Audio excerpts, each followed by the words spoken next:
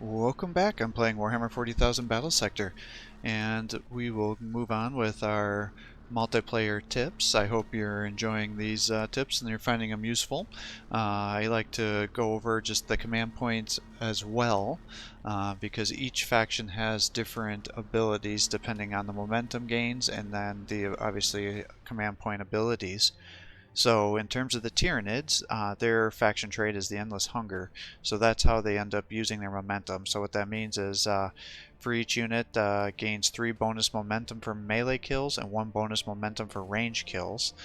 So that by itself is really good, especially if you're already buffing it with the other momentum gains that it can get up to 225% with your synaptic leaders. So that would bring it up almost 2.5 times the momentum bonus gains.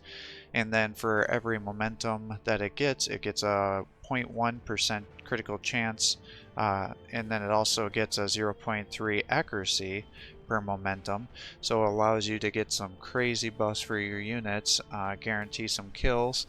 And then if you're using like the Hive Tyrants, you can end up using their 3x3 area to get momentum, give momentum to all your units as well. So then all of a sudden you're starting it out at 50 momentum. That's going to increase you by over 5% critical hit chance per attack. And then also, what would 0.3 of 50 be?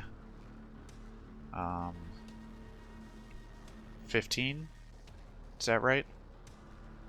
So 5.3, I guess that would be accuracy buff, in addition to all the other accuracy buffs that your units get with the other synaptic bonuses. So as you can see, you can really get some crazy things to go. And then when you start adding on the kills, and you suffer kills, especially if you're using, or suffer deaths I should say, when you're playing with like the swarm tactics, then you can stack up a crazy amount of command points as well. So we'll get to show you what each one of those abilities are here shortly. Alright, and then regarding our Tyranid forces here, just like every faction, it has 3 different abilities with its command points here. The first one is a Sonic Screech. It reduces momentum gains by 50% and removes the Overwatch actions from enemies in a 3x3 area. So if you're fighting a faction that has a ton of Overwatch, say you're moving in on some Necrons or a lot of very powerful areas where you're trying to get in to close the gap, especially with your low tier Termagants where Overwatch is going to knock them down, this can be very helpful. And as you can see, you would just kind of use it and take out a whole area here. So let's just do it to show the animation here. Another Hive Tyrant comes up, does that. Those arrows are what happens when you are selecting momentum damage. And then the other ability is the Venom Strafe. It does deal friendly fire.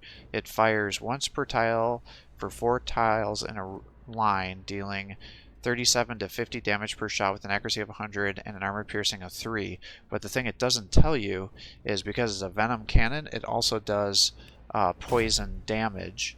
So if we went from like here to here, it'll snipe across these guys here, and it would have poisoned them, except every unit that got hit was was killed. So those are 2 of. So this is the level 3 ability here for the Spore Mines. What it does is spawn 4 Spore Mines at random locations in a 3x3 area. If the Spore Mine lands on an enemy, it'll detonate immediately. The Spore Mines that land on empty tiles can be controllable units the following turn, and they also have a zone of control.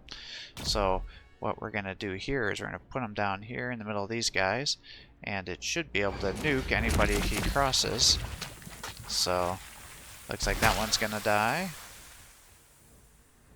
That one's gonna die. And then we still have 2 over here that are locking the position down. So if we smack here, that'll get you another 60 to 80. So that's how you would do that. So if you're enjoying these videos, please give my channel a like and subscribe. Encourage me to post more content for you. Have a great day.